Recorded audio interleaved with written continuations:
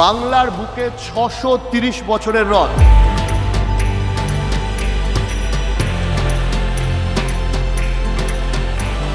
এই 630 বছরের রথের যে ঐতিহ্য, এই 630 বছরের ভক্তির যে ভাবাবেগ, সেই ভাবাবেগে কিন্তু ভাসছে আজকের শ্রীরামপুর শহর, এবং আমরাও তাদের সবার সাথে মিলেমিশে একাকার হয়ে গেছি আজকে।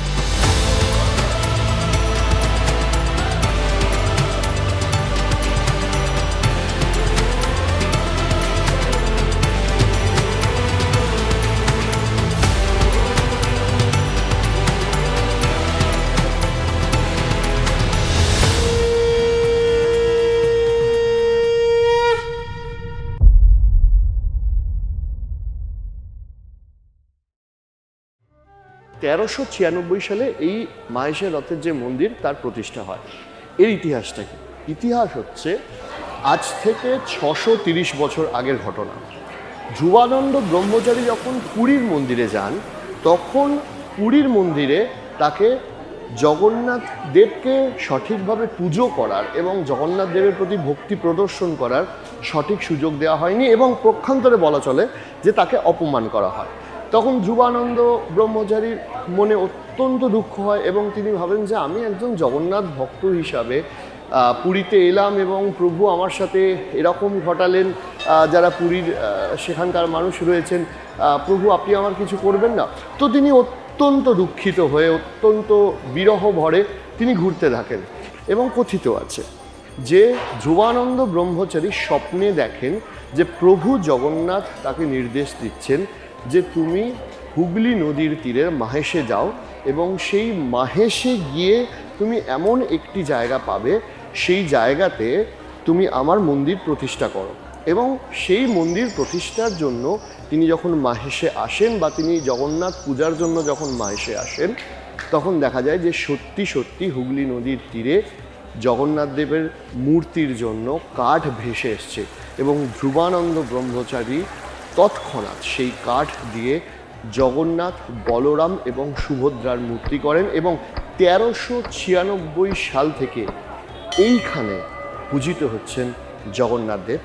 ভারতবর্ষ তথা পশ্চিমবঙ্গের অন্যতম ঐতিহ্যবাহী জগন্নাথ ভক্তদের জন্য অন্যতম খুব গুরুত্বপূর্ণ স্থান মাহেশ জগন্নাথ মন্দিরে এখন আমরা দাঁড়িয়ে আছি।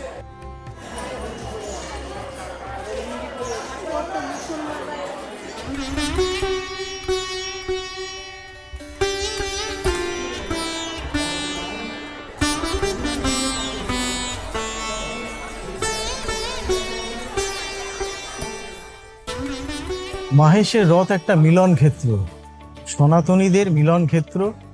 আমার ভবিষ্যতে এই রথযাত্রাকে নিয়ে তো শুধু পরিকল্পনা নয়, আমার পরিকল্পনা আছে শ্রীরামপুরকে পর্যটন মানচিত্রে যাতে আগামী দিনে জায়গা করে দেওয়া যায়। সুতরাং শ্রীরামপুর আগামী দিনে পর্যটন মানচিত্রে এলে শুধু শ্রীরামপুর নয়, এখান থেকে হুগলি পর্যন্ত, আপনারা জানেন আমাদের ত্রিবেণী একটা খুব বড় তীর্থক্ষেত্র। আজকে আমরা যারা গঙ্গাসাগরে যাই, সেই তীর্থযাত্রীরা কিন্তু আগামী দিনে ত্রিবেণীতে তাদের সেই তীর্থযাত্রা করতে পারবেন, এবং বিশালভাবে সেজে উঠবে এই সমস্ত জেলা। তো আমরাও চেষ্টা করব, এটা আমার অনেক দিনের ইচ্ছে, 2016 সাল থেকে আমার এটা মনস্কামনা।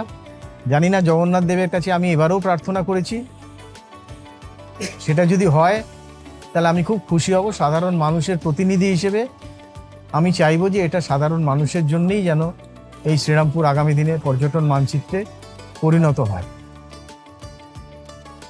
শ্রী চৈতন্যদেব যখন আসেন, তখন তিনি মাহেশের এই জগন্নাথ দেবের রথযাত্রাকে এবং এই জগন্নাথ দেবের মন্দিরকে কেন্দ্র করে যে মাহেশ গড়ে উঠেছে তাকে নবনীলাচল আখ্যা দেন।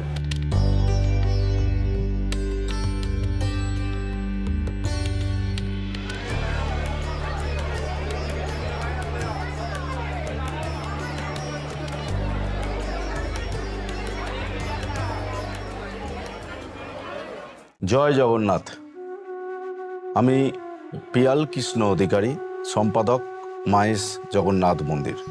চৈতন্য মহাপ্রভু যখন নীলাচলের পথে যাত্রা করছেন, চৈতন্য মহাপ্রভুরই তো মাহেশ। যখন তিনি মাতৃ আদেশে নীলাচলের পথে যাত্রা করছেন, কাটোয়ায় কেশব ভারতীর আশ্রম থেকে তিনি দীক্ষা গ্রহণ করলেন। মধুনাপিত ওনাকে মস্তক মুন্ডন করে দিয়েছিলেন। মধুনাপিত ঝরঝর করে কাঁদছেন, বলছেন আমি পারবো না প্রভু। বলছে, ওনার হাত চেপে ধরলেন, তোমাকে আমার মস্তক মুন্ডন করতে হবে, আমি যাব নীলাচলের মধ্যে। এবং তারপরে তিনি চলে এলেন আমাদের সেই ধ্রুবানন্দ ব্রহ্মচারীর কুটিরে।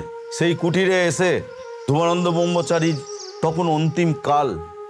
চৈতন্য মহাপ্রভুকে ধ্রুবানন্দ ব্রহ্মচারী দেখে বলল, তুমি ঠিক সময় এসেছো প্রভু, এই জগন্নাথ দেবের সেবা পূজার ভার কাউর হাতে দাও, আমার অন্তিম কাল, আমি আর পারছি না। তো চৈতন্য মহাপ্রভু তখন ঠাকুর কমলাকর পিবলাইয়ের কথা মনে পড়ে গেল। আমরা হচ্ছি যার বংশধর। চৈতন্য মহাপ্রভুকে দেখে ঠাকুর কমলাকর পিবলাই ওনাকে দণ্ডবত নতমস্তকে প্রণাম করলেন, বললেন, কমলাকর, তোমার আমার সাথে নীলাচলে গিয়ে লাভ নেই, তুমি মাহেশেতে চলে যাও। সেই সুতানটি 7 ক্রোশ পশ্চিম সেই মাহেশ নামক এক গ্রাম আছে, সেই মাহেশেতে গিয়ে ধ্রুবানন্দ ব্রহ্মচারীর কুটির থেকে ভাগীরথীর তীরে জগন্নাথ দেবের সেবা পূজার ভার গ্রহণ করো এবং বঙ্গদেশে তার নাম প্রচার করো। এই বলে তিনি নীলাচলের পথে যাত্রা করলেন। সেই ঠাকুর কমলাকর পিবলাই আর কাল বিলম্ব না করে সেই রাত্রিরেই তিনি চললেন সেই ভাগীরথীর তীরে ধ্রুবানন্দ ব্রহ্মচারীর কুটিরে। কুটিরে এসে যখন উপস্থিত হলেন, ধ্রুবানন্দ ব্রহ্মচারী বললেন, আমি যেমন বাঁশির ডাক শুনে এসেছি এই জগন্নাথ দেবের সেবা পূজার ভার গ্রহণ করতে, এনাও আমি তোমার হাতে অর্পণ করলাম, এই সেবা পূজার ভার তুমি গ্রহণ করো, বঙ্গদেশে তার নাম প্রচার করো। এই বলে তিনি ইহলোক ত্যাগ করলেন। তো সেইভাবে ঠাকুর কমলাকর পিবলাইয়ের বংশধর হিসেবে আমরা সেবায়িতগণ, আমরা জগন্নাথ মহাপ্রভুর বহু বছর ধরে ধরে আমরা ওনার সেবা পূজা করে আসছি।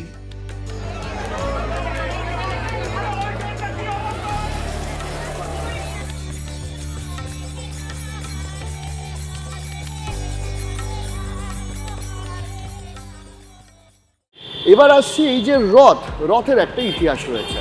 তা আমি যে বিষয় দিয়ে বলছিলাম, যে মনে করা হয় যে এই যে এই রথ কিন্তু জগন্নাথ দেব প্রতিষ্ঠার কয়েক বছরের পর থেকেই শুরু হয়ে যায়। কিন্তু প্রথমেই এই যে রথটা আপনারা দেখছেন সেটা ছিল না, ছিল শুরুর দিকে ছিল কাঠের রথ, এবং পরবর্তীকালে সেই কাঠের রথ নষ্ট হয়ে যায়, তারপর আবার রথ তৈরি হয়, এবং রথের সাথে ছোটোখাটো দুর্ঘটনা ঘটেছিল, এরকম ইতিহাসও আছে। এবং আপনারা জানলে বুঝতে পারবেন এই যে রথটা যেটা বসে আছে সেটা কতটা ঐতিহাসিক। কৃষ্ণনাম বসু কলকাতার খুব বড় একটি নাম ছিল। 1885 সালে তিনি মার্টিন বার্ন কোম্পানিকে দিয়ে এই রথটি তৈরি করেন, প্রায় 12 চাকা বিশিষ্ট রথ। এবং এই মাহেশের যে রথ রয়েছে, এই রথের হাইট প্রায় কম বেশি করেও 50 ফুটের কাছাকাছি, এবং সম্পূর্ণ লোহার একটি রথ। এবং এই রথের মধ্যে অত্যাধুনিক বেশ কিছু টেকনোলজি রয়েছে, যেমন এই রথের চাকার স্টিয়ারিং রয়েছে। এবং এই রথটি কিন্তু 1885 সাল থেকে রোদ, ঝড়, জল, বৃষ্টি সব কিছু সঙ্গে করে আজও রয়েছে। এবং 1885 সালের রথে থেকে বা রথে বসে কিন্তু আপনাদের এই রথের ইতিহাস বলতে পারছি, এটা আমাদেরও সৌভাগ্যের বিষয়।